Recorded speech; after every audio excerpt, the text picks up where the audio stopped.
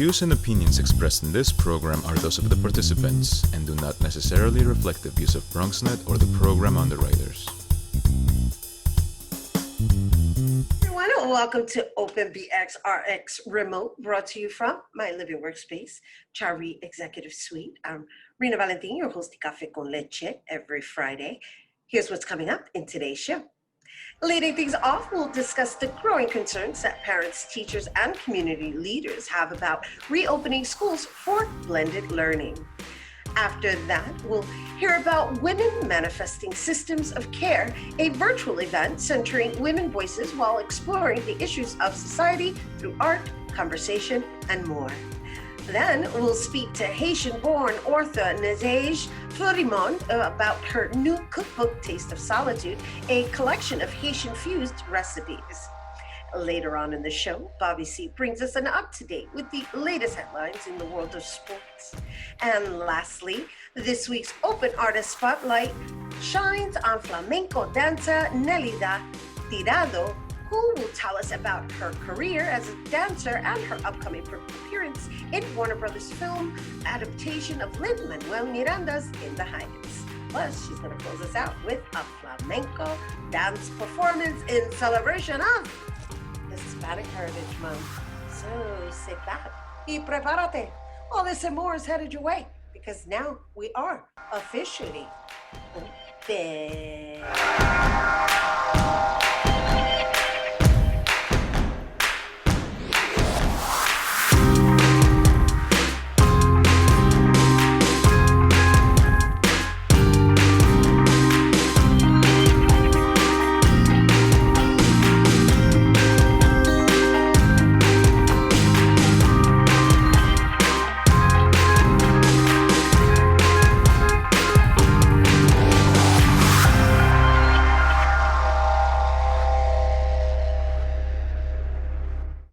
Welcome to Open. I'm Rhina Valentin, your host of Café con Leche for the next hour, encouraging you to get social with us online as we continue during these social distancing times. Let's connect, tweet us and follow us on Instagram at BronxNet TV and like us on Facebook at Open BronxNet Television. And of course, while you're there, you can follow me on Twitter, FB, Instagram, Insta Stories, and LinkedIn at Rhina Valentin.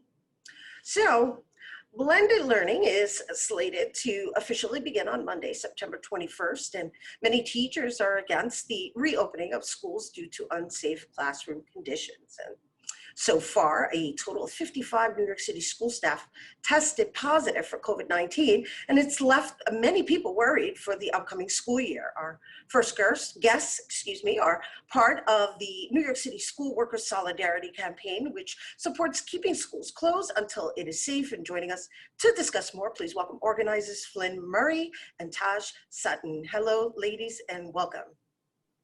Thank you so much for having us. Absolutely. Happy to be here. Yes, well, thank you for your efforts. Let's talk about this unbelievable situation we're in. Here we are in September, and you ladies have organized this New York City School Worker Solidarity Campaign. Let's just begin with just sharing with our audience when this campaign was even founded and why. Absolutely. So the campaign was founded just a few weeks ago in the middle of August. It came about because the UFT, the teachers union here in New York City, was talking about what it needed to do in order to keep schools safe, and they discussed having a strike. And being that the strike was put on the table, the community decided that it wanted to come together and figure out the best ways to support educators should they decide they need to go out. And should they decide they don't need to go out, the fight obviously doesn't stop there. We think we need to keep everyone safe no matter what. So we decided to start a solidarity campaign to see what we could do in order to support teachers, other school workers, parents, and the community at large to keep us safe from COVID. So explain to me what this group consists of, because I understand it isn't solely teachers. Sure, I can speak to that a bit. Just to kind of drive home the solidarity point, right? I'm a mom, so I'm an arts educator, but not full-time. I'm a community organizer in the capacity of parent leader. And so the solidarity campaign consists of paras, educators in the classroom, schools, cafeteria workers, moms, abuelitas, students, really across the board, because the goal for us is to really impress upon all of our communities that this is indeed a community issue. Whether you are an educator, whether you are someone who has children, public school is something that we're all invested in, and if not, we should be. And it's something that would affect us all, because in the ways that our children navigate the city to go to school, when we're talking about community spread, this is something that we all have to be thinking about and paying attention to. Right, and also there's you know, we can talk about the defunding of the school system, right? I mean, there needs to be additional funding implemented just for the educational component, never mind the cleaning aspect of it. Can you talk to that? Can you speak on that, Flynn? Absolutely. I mean, one of the things that was happening during this summer was a conversation about how COVID was going to impact the city's budget. And a decision was made that $1 billion was going to be cut from New York City, from our public school system. So not only has education been underfunded for decades in the US generally, including in New York City, but the decision was made that $1 billion would be cut this year. And yet our politicians were talking about how schools were going to be safe environments. Now, my question to them is, if you don't even give us the funding to have classrooms with windows that open, and facilities that don't have asbestos-filled walls, how are we going to guarantee safety from a new pandemic like COVID if our buildings are already falling apart due to lack of funding, large class sizes, and other inequities that just should not be existing in public education? So Taj, as a teacher, are you associated with the United Federations of Teachers? I'm associated with the Moore Caucus, which is the rank and file social justice caucus of the UFT. We collectively, as parents, teachers, and students, have been very disappointed in the UFT because we feel like Moore Caucus has really been on the front lines fighting for communities, and many of our DOE affiliated leaders have been scared to say what we're all thinking.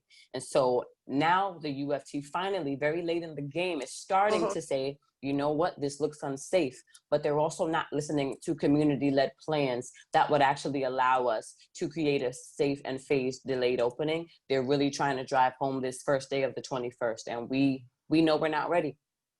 Well, as a parent, I can attest to that because yeah, just dealing with the remote aspect of it, it's been quite chaotic this morning in just trying to get that communication set up. And so that also leads me to, you know, the children who are without Wi-Fi, who may not have devices, who may not be able to continue moving forward or have already been deprived based on not having access to just devices, just simple devices and Wi-Fi. 100%, not to mention things like language access, things like living in a multi-generational home where maybe you really just do not have the space and the access to the opportunity to sit at that laptop and get these assignments done. And so, you know, had the UFT and the DOE and the mayor conferred with parents and educators and students, they would have been able to create plans that were accessible and equitable. But instead, they forged ahead with this 3 cohort model that does not work for the majority of families, nor does it provide us the childcare we need to get back to work, like they keep saying.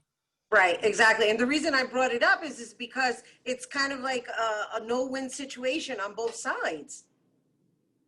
Exactly. So how do you foresee this being resolved? Who wants to answer that?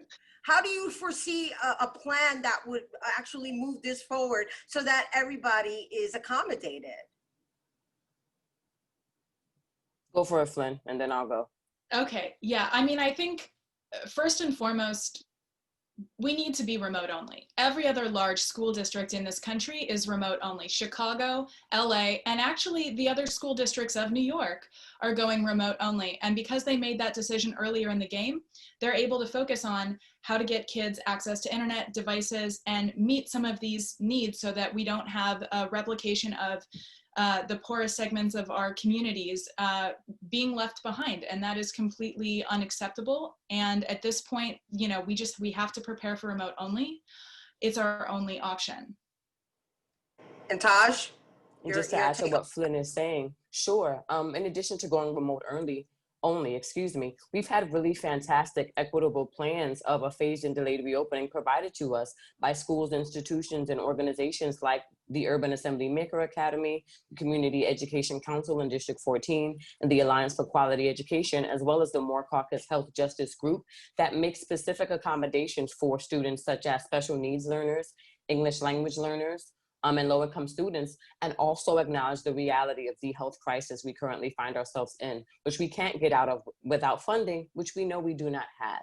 As we continue to, there are more budget cuts on the way, apparently. We're looking at 20% budget cuts in addition to the cuts that we got over the summer. So to put our teachers in this position where they have to put on a brave face and act like these schools are safe and everything is gonna be fine, it's outrageous and it's unacceptable. And that's why we're organizing across class and racial and occupational lines. And that's why we're gearing up for an action on the 21st, which is supposed to be the first day of school, which we are really not happy with. All right, so this is lovely, and I'm really glad that we're able to share this with our viewers. So if anyone is interested, first of all, this is a citywide, just to be clear about matters, right? So it doesn't matter what borough you're from, but if somebody wanted to participate, they can participate being anything, right? Either a parent or an organizer or a teacher, right? This consists of everybody who wants to have this conversation about the school safety, correct? Absolutely.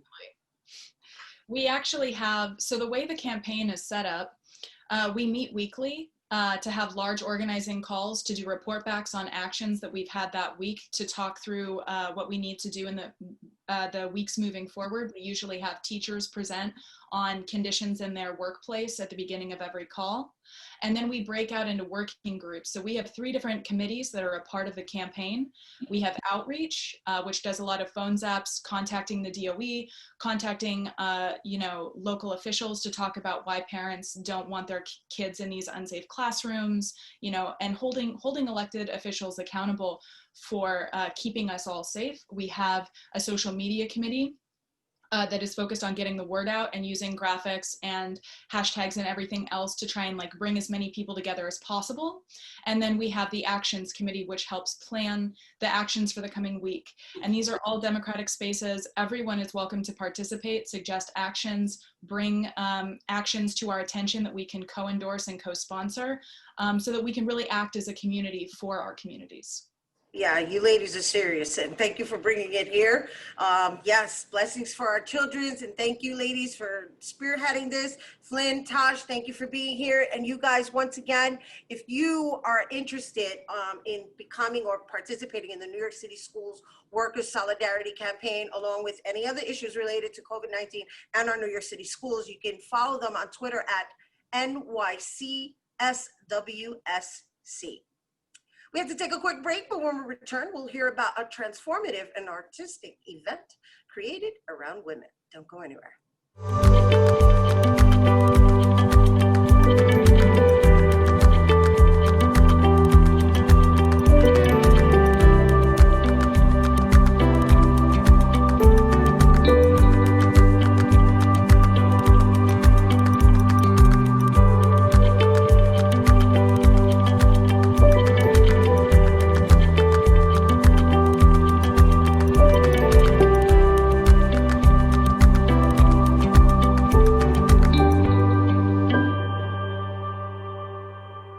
Built a media network for you. BronxNet TV.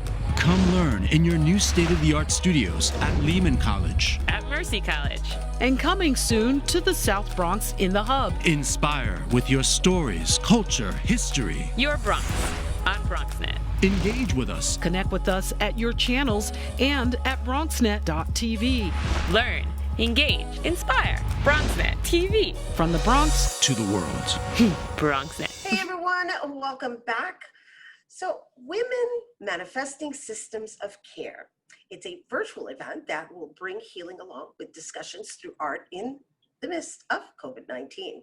It will explore the different ways to nurture and strengthen the communities in these uncertain times. And it will also be centered around women's voices and celebrate the centennial of women's suffrage in the US, reminding us all that this is an election year. And joining us to tell us more, we welcome organizer Cynthia Tobar. Hello, Cynthia.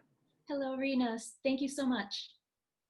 Well, thank you for being here, and thank you for coordinating this much needed event. Here we are, 6 months later, and we are still dealing with this pandemic, and we are dealing with this new norm, as most people like to say, and yet we continue to communicate through this virtual platform.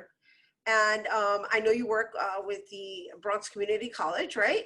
Yes. And your classes are being held virtually, right? Yes, the library and the archives. I'm the head of archives at Bronx Community College, and all of our services right now are being operated virtually. And so let's just say, yes, okay, we've already acclimated to that way of being and living. However, what kind of role is that playing on us really mentally? It seems as if, I mean, since March, I feel that as a community and across the city, across the country, across the world, we're being asked and being overwhelmed to try to go by day, and feeling sort of isolated and stifled and restricted in our movements. And right now there's so much that's being put upon us in regards to like dealing with social injustice. And I feel like all the activity that was happening around May was very inspiring and reinvigorating, this idea that we still had a voice and that we could still sort of feel that sense of empowerment. And we really wanted to provide a space for that, to continue that conversation. Originally, I mean, we wanted to participate in the unveiling of the Women's Rights Pioneers Monument in Central Park, which was sort of like the inspiration for this event, was thinking like, okay, we wanted to do a community talk, but then COVID happened, and due to the COVID restrictions, we couldn't put that together. So instead, we decided, you know, given what we had planned for the year and how 2020 is still this year, it's still not canceled. There's still the centennial of women's suffrage that's happening. We wanted to acknowledge that and create space for that for the community. So we decided to work on creating a virtual event that would provide this space so that we can hear and honor many voices in the community talking about the issues that we wanted to talk about, mostly centering women's voices as we're reflecting on the centennial, but then also thinking about how we can use that power of storytelling, of listening, and also sort of community engagement in art to help with the healing process so that we can keep on moving forward and building that resilience that we need to like move forward as a society and not give up. Right, especially after they fought for so many years to have the right to vote, and us being in an election year. Right. This is a way to remind people that, you know, we fought to have that right. Mm-hmm. You know, it is important for all of us to exercise that right, especially with the stuff that we continue to endure.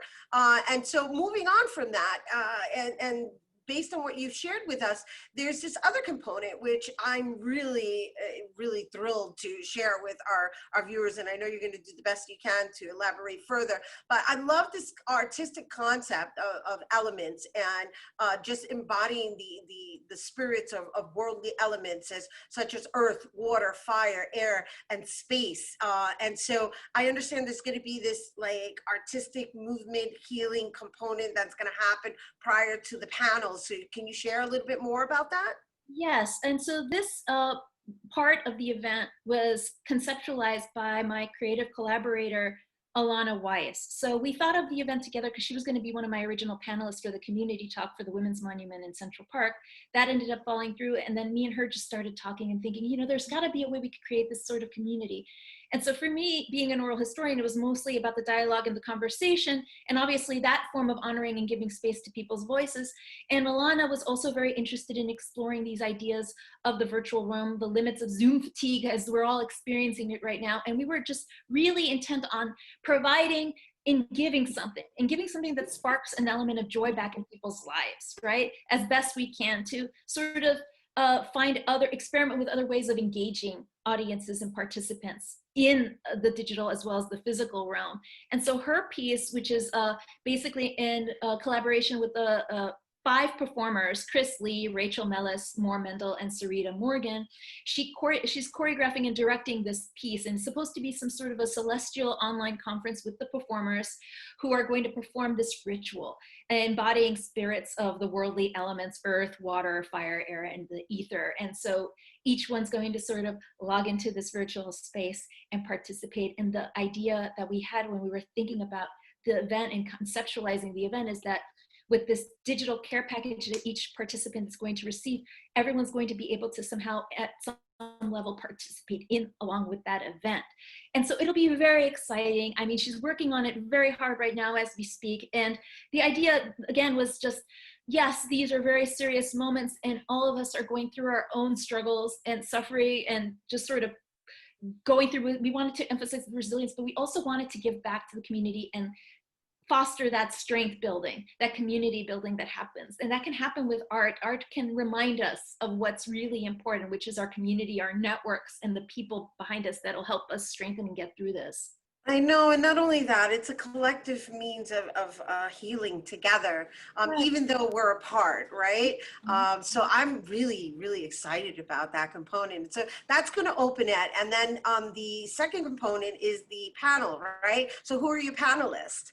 So the panel itself is going to be a conversation, and it's going to be featuring Maria Ponte, a Bronx native, author, performance artist. Bridget Bartolini is an oral historian and founder of the Five Boroughs Story Project. Spirit Tawfik, who's an anti-racism educator and storyteller, and also one of the coordinator for Women NYC, who were one of the collaborating partners with all the events around the unveiling of the Women's Monument in Central Park. So she'll be talking about that, as well as Alana. Alana Weiss will also be the panelist. She'll be talking more about the background of her piece, elements, and basically how we as women, yes, it's inspiring to be part of these circles, but we want to give back and we're seeking to do this. And a pandemic isn't going to stop us from moving forward to addressing the needs that were there before the pandemic, they're there during, and they'll certainly still be there after. But we're addressing this in a very proactive, positive mindset. And so you're going to be the moderator. Yes. So did you coordinate the I guess the flow and the rhythm of what is going to be shared?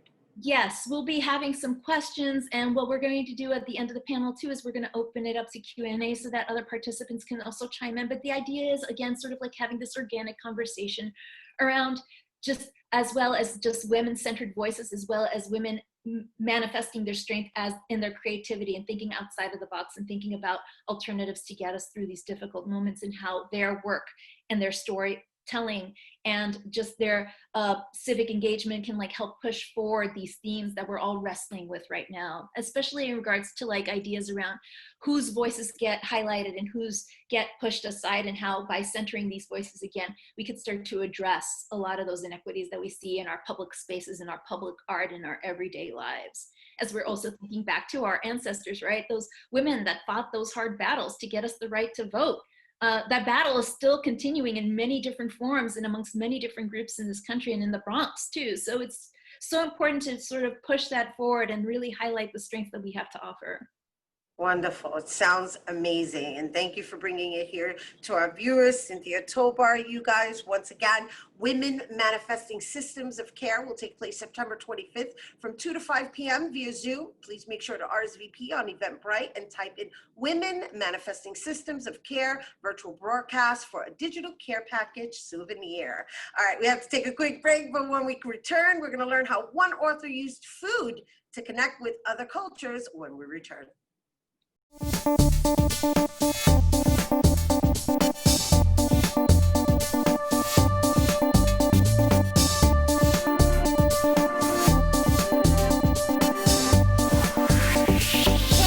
Welcome back. So food is known to bring people together, and our next guest decided to write a cookbook during the COVID-19 pandemic to help connect different cultures through food. Taste of Solitude is a culinary journal filled with recipes, stories, lessons, and themes that emerge from gratitude, friendship, hope, and so much more. And joining us to tell us more about her new book, Taste of Solitude, please welcome author and real estate specialist, Nadege Fleurimond. Hello. Hello, Rita. Thank you so much for having me. Did I pronounce your name correctly? Close, very close. But I know it's a hard one. I had teachers who couldn't pronounce it for years. It's Nadege Fleurimond. Nadege Fleurimond. It's such a beautiful name that just flows off the tongue.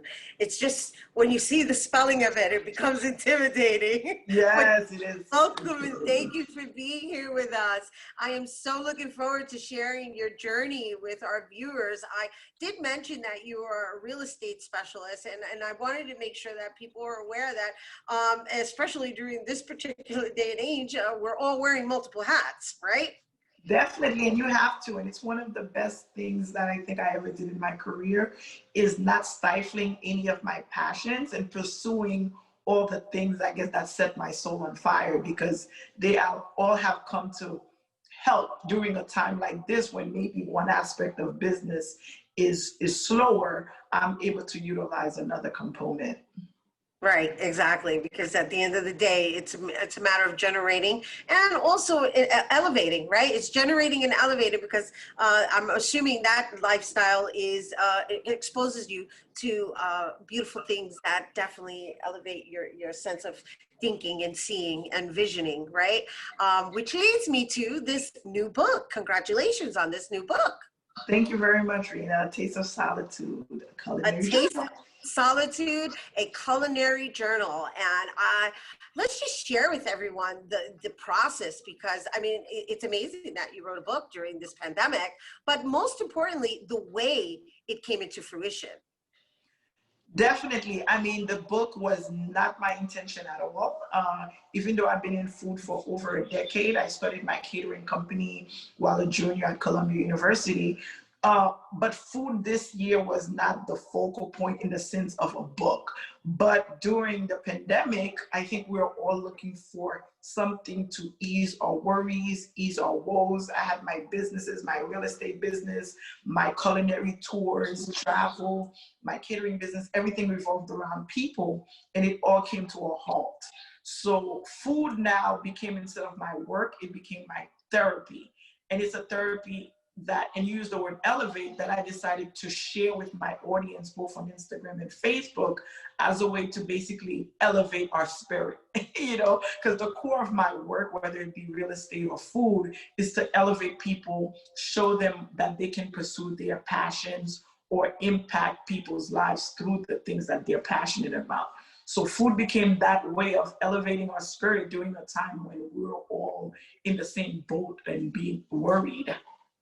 Well, you know, it's lovely, because I find that a lot of our topics within the show, based on where we are, is that we're all finding means to just exercise some form of therapy and healing together, being apart. And so it's interesting that you've chosen that your choice of communication through this virtual platform was through food. And while people cannot smell what you're making, there had to have been something that you were doing that was connecting everyone into being attracted to whatever it is that you were doing, right? You were basically cooking in front of a camera and sharing with people is what you were doing, and then decided to put it all on paper and develop this book. Is that what happened? Yes, yes. I think part of the sharing, though, was food was one place that we had some level of control during this time. And two, I'm from Haiti. I love Haiti, and I'm always looking for ways to share about Haiti in different forms. And food has always been my tool of educating not just even other Haitians, but the world about Haiti and its history. So I utilized that platform and basically merge all of those things together, because the whole focal point was, yes, let's share, let's connect, because we couldn't meet, right? Remember, we couldn't meet. So turning on that camera was my way of having some form of connection with the outside world, and also people felt, and vice versa. But it was also at this point now, when people were like, well, how much of this did you put in the paella? How much of that did you put in this? It sparked, me being the business person that I am, it sparked in my head that perhaps, oh, this is an opportunity. Though it wasn't one that I planned and I went after, I did notice the business opportunity when people started asking me, like, how much of this? What is the recipe? Even though I was cooking as a chef, as a person who loved cooking, I wasn't sharing measurements. So I was like, oh, light bulb, perhaps it is there is a way to monetize this while still sharing that experience. Exactly. That it's about being innovative, absolutely. And not only that, whether you realize it or not, you documented this particular period of your life, of our lives, because this particular time is a time capsule that is going to go down in history for hundreds of years to come. And the fact that you've chosen to do a recipe book geared towards Haitian, right? The Haitian community, so or the culture, I should say. So the book itself has predominantly Haitian dishes or predominantly Haitian dishes. What does the book consist of? The book is mainly a fusion book. I say it's world cuisine anchored in Haiti. And the reason I say that is I already have a very traditionally Haitian cookbook called Haiti Uncovered, which I traveled Haiti and explored the traditional cuisine. With this book, I wanted to share how I typically cook for myself. I left Haiti when I was 7. I grew up in New York City. I've traveled to Jamaica, Morocco, Paris, Barcelona, all these different places, and I love food. When I travel, food is almost how I explore a new place, right? So I wanted to share some of those experiences and food experiences through this book, but I always say anchored in Haiti because that's the foundation of how I cook, and I think Haitian cuisine is the best cuisine in the whole wide world. You may say so yourself. If you may say so yourself, you know, because, you know, us Caribbean folks, you know, it's all good. You got to represent. I get it. You got to have to represent, of course, of course, of course.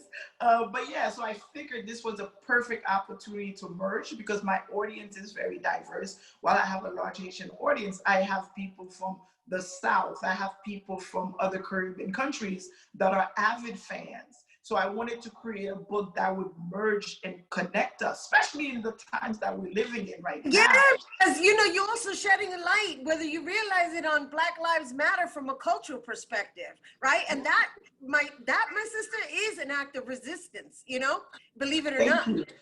Thank you. And I think that's important because with food, what you start realizing, I tell people that I'm not a culinary historian in any way, but I think I look at food a little bit differently than a lot of people. Just like I said, when I enter a new country, I'm exploring the dynamics of it through a food-inspired lens. So when I look at dishes like a paella, and I'm like, which is so revered now in today's times, but when you look at the history, a lot of these cuisines are based in peasant communities, peasant traditions. And then you also notice like something like shrimp and grits. There's so many similarities with the grits of the South in the US, in the maï moulin in Haiti, in the cuckoo in other Bayesian communities. And so we're all connected, and that's what I really wanted to highlight. That's awesome. That's awesome. Now we're running out of time, but before we go, I wanted to make sure that everybody understands, because she is seriously repping Haiti. She has now designed an apron line to go with it. That's Haitian, what would we call that? Haitian centric? Haitian centric, because the Carabella dress is a traditional denim peasant dress. And again, my whole thing is to elevate whatever we consider the peasant tradition or traditional things to another level. So it's a beautiful denim embroidered with beautiful artwork apron that when you want to show off for Thanksgiving, you didn't really do the cooking, but you want to look good, right? So you wear it and you bring out the turkey, or you can also cook in it because it's a really good quality denim cotton apron. So to me, it all connects. It brings Haiti together, the world together. There's shrimp and grits in the book. There's paella in the book. There's escovitch fish in the book, but really show the merge of all the connections between these various countries. That's awesome. Thank you for bringing it here to our viewers. And thank you for putting it on paper for people to basically learn how to do it on their own, infuse it their own way. And where can people get both items, the book and the apron? The book, everything is available on my website. If you see my name, nadegefleurimond.com. I also have a shop, which is called the Warrior Shop, ROARIOR shop.com, or on Amazon. The book is on Amazon. The apron is not on Amazon yet, but you can get everything on my site, or you can get the book on Amazon. Awesome. Woo, all right. I can't wait to get mine. Haitian-centric apron. You definitely need at least an apron and the book to all go together. So we'll make sure that's taken care of, Rita. Love it. Thank you, Dave. Thank you for having me. Thank you so much. Absolutely. Once again, you guys, for Taste of Solitude, a culinary journal, it's available on Amazon. And for more on Nadege Fleurimond, you can visit her Instagram at Nadege Fleurimond. All right, don't go anywhere because Bobby C's Weekly Sports Roundup is coming up next.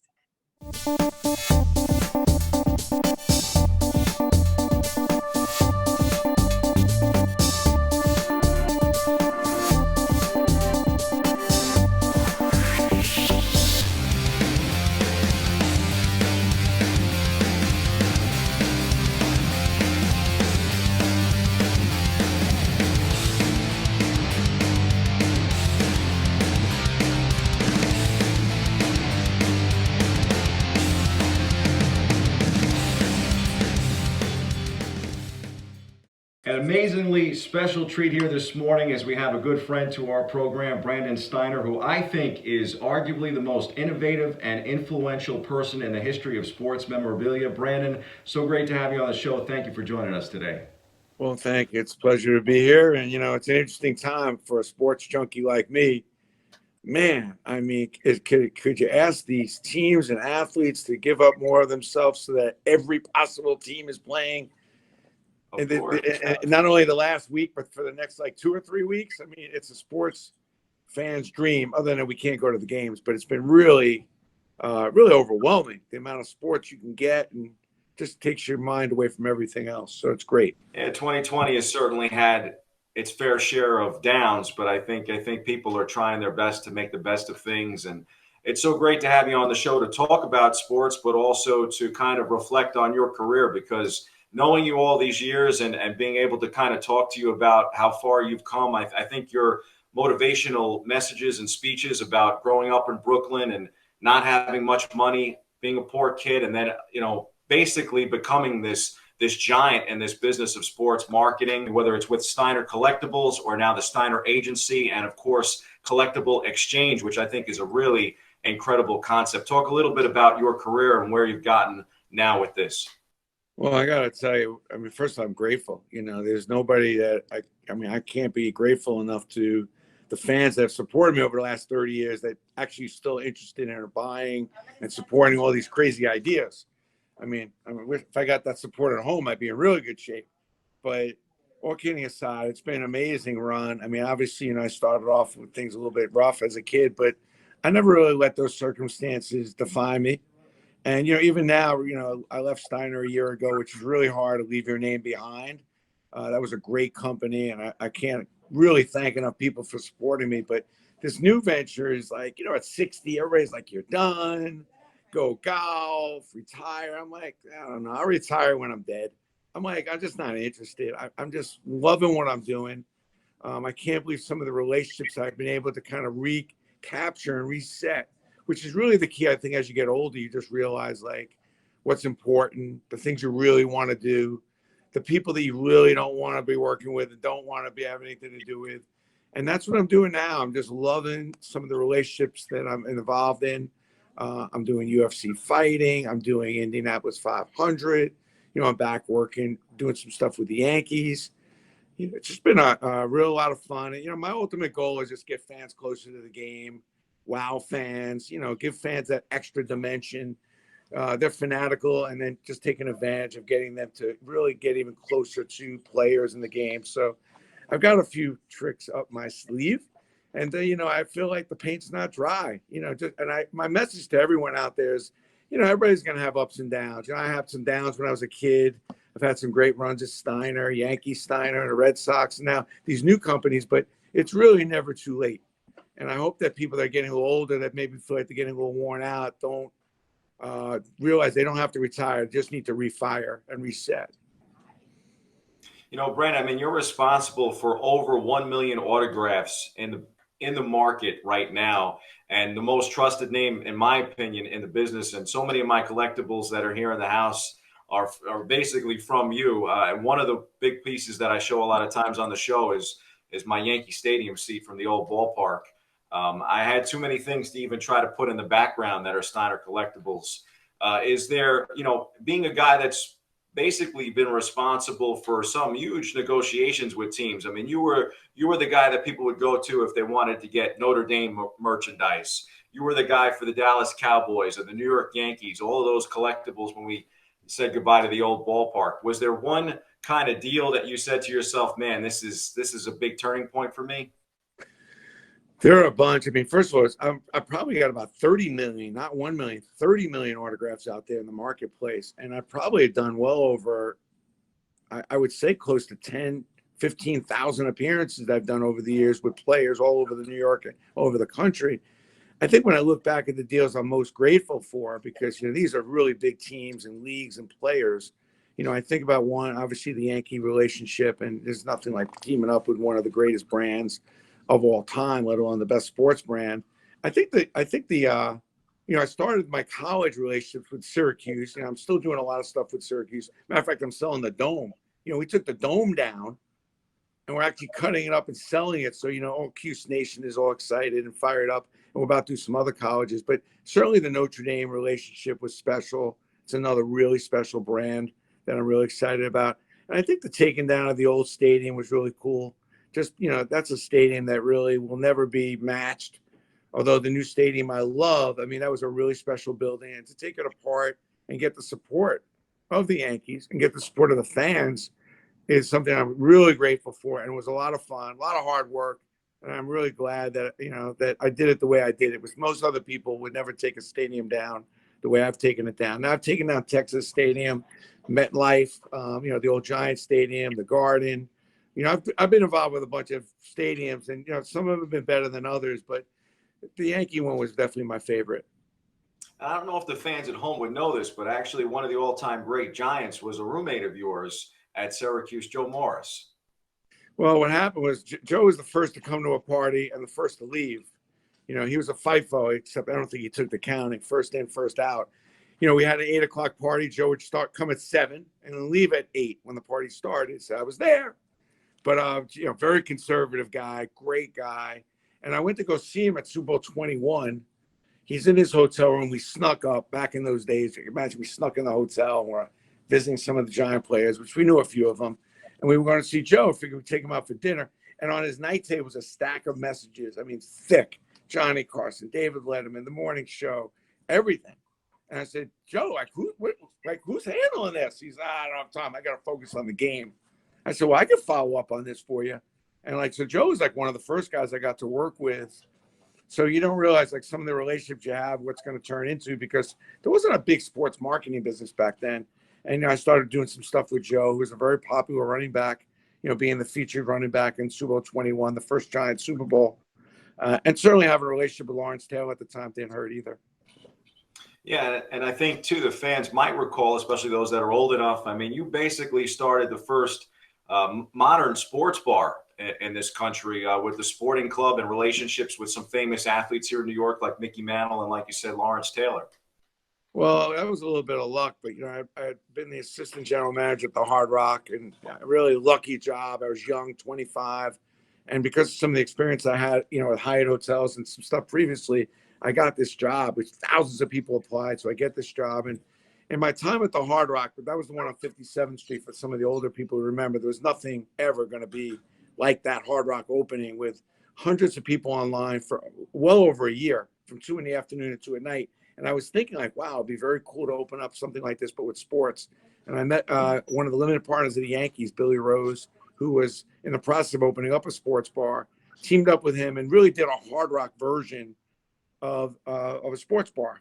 And then went on to open up Mickey Mantle's, Lawrence Taylor's, obviously had a relationship with LT, and a lot of sports bars. So I was just young. I probably easily, if I was a little older, more experienced, I probably wouldn't be sitting here talking about what we're talking about. I probably would have a national chain of sports bars. I just didn't have the experience at 25 to pull that off. I did have the vision and the creativity to go build a really electronic sports bar with Billy, with a 10-foot screen and a satellite dish, which at the time, there were no satellite dishes at all in New York. This is the only one. And all the team players would come and watch the late games and watch their competition. So that's why I met all the management, team players, which inevitably led me into the sports business. So you just really never know that the position you're in may not be the perfect position or the thing you really ultimately want to do, but you don't really know where it's going to lead you to it. But when you do good work, people notice. And I feel like I did good work. I worked really hard back then. It really led me to some better places, bigger places. And that's a little bit of my story. I mean, that's kind of, I've always put everything into whatever I'm doing in hopes that I could be the best at it. And then some of those things have led me to even bigger and better things. That was part one of our interview with Brandon Steiner. Tune in Monday morning for part two as he shares some more stories about the world of collectibles.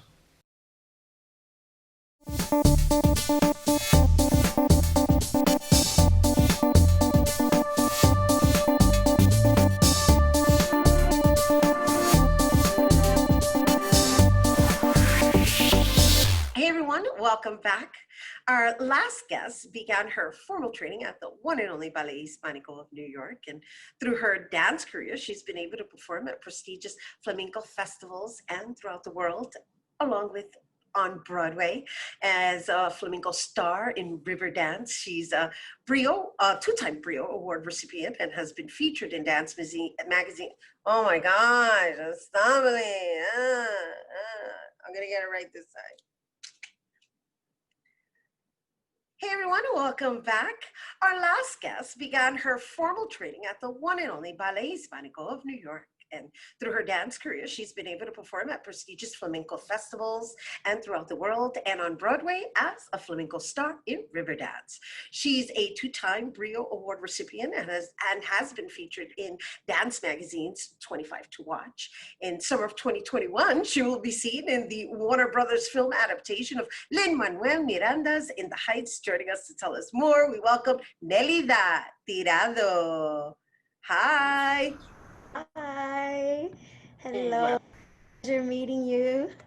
Oh, well, it's nice to have you here with us virtually. That was quite the grand introduction. I mean, there's more to you than everything we mentioned. However, I thought it was important that we introduce you to our viewers as a person who's pretty well versed in the art of flamenco, both here and abroad. So thank you for being here with us. And I'm really looking forward to digging into your choice of dance and why you chose to become a flamenco dancer, right? So first I'm gonna ask you, are you Spaniard? Are you from Spain? No. So why flamenco dance? Flamenco. Flamenco is, I think for me, a dance that's always spoken to me ever since I came across it. So I came across it actually accidentally. My mom wanted me years ago she wanted to keep me connected to my roots, and she was in search of bomba en plena classes. During a time where either she couldn't find it or it just really didn't even exist in the Bronx. Right. She signed me up at a local school that was not far from my house. She was able to bring me back and forth, and they had a small little program that had classical ballet and they had Spanish dance / flamenco. And that ended up being a small workshop of Ballet Hispanico. I stayed there, and then I ended up going to the bigger school 2 years later. But it was by fluke. It's something that I know. I love. No, I'm taking it in because you're saying it's by fluke, but yeah, it could be very well your genes calling you, right? Because it is part of your DNA. Absolutely. Absolutely. And I'm saying part of your DNA because you said bomba en plena, so I'm going to assume you're referring to yourself as Puerto Rican, which, you know, we consist of being African, Indigenous, and Spaniard. And so, you know, that there's that part of us that we can't deny. Absolutely. It's definitely in the genes, it's in the history, and it's something that's always connected. I've always felt very connected to it, besides the fact that I love all of the percussive aspect to it and the ability to be able to play with sound and be an integral part of the music that's happening. It's very different from other types of dance that I've studied, and it's something that I fully it fully fills me. So I just kept remain connected to that. Right, I get it. And so I understand that you and I have something in common, and I would say that's being bad girls. Yes. Bad girls, and of course I'm referring to Bad, the establishment. I understand you won the 2017 Rosario Dawson Muse Fellow from Bad. So what has that been like working with Bad? That would be the Bronx Academy of Arts and Dance people, in case you're wondering. No, that is a really special place to me, for a million reasons. But the first one, well, the first couple, I don't even know how, if I can say it all.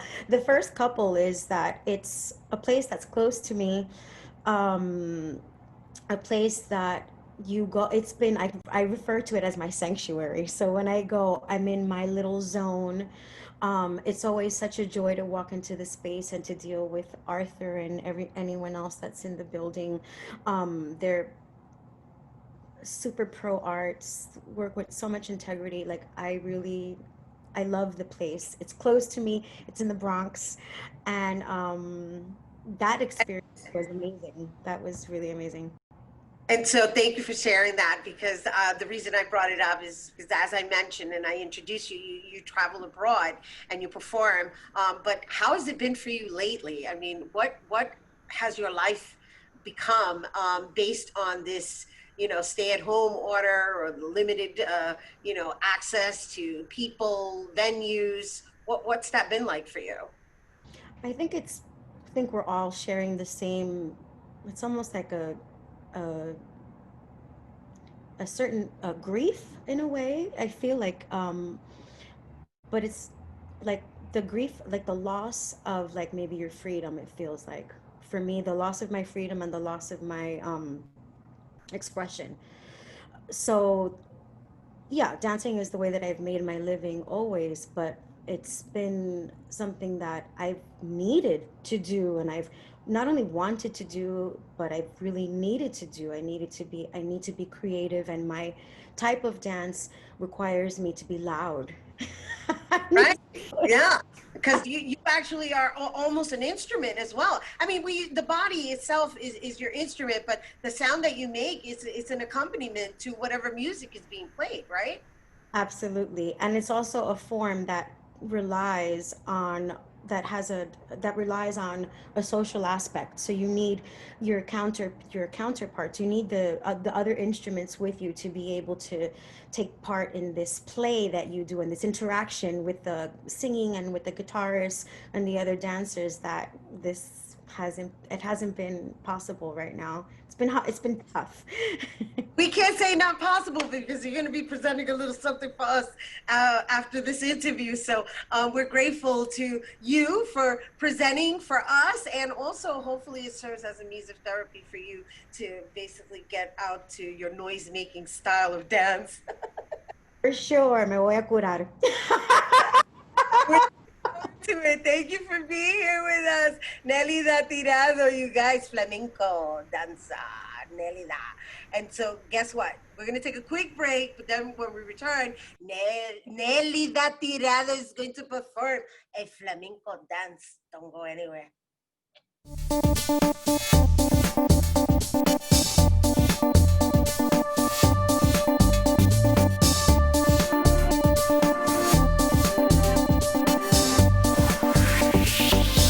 Welcome back. It's now time for this week's Open Artist Spotlight.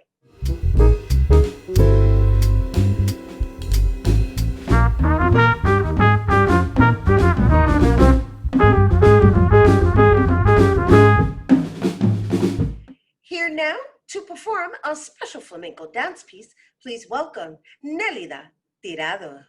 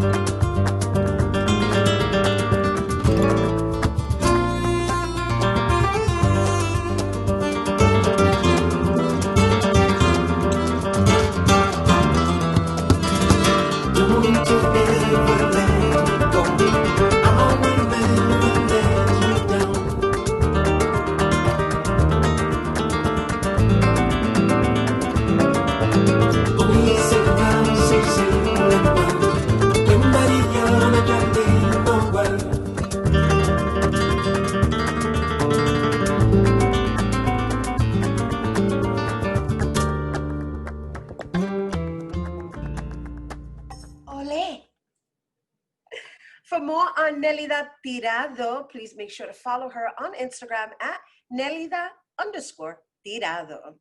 That is our show today, mi gente. Thanks to all our guests for coming through and to you, our viewers, for tuning in.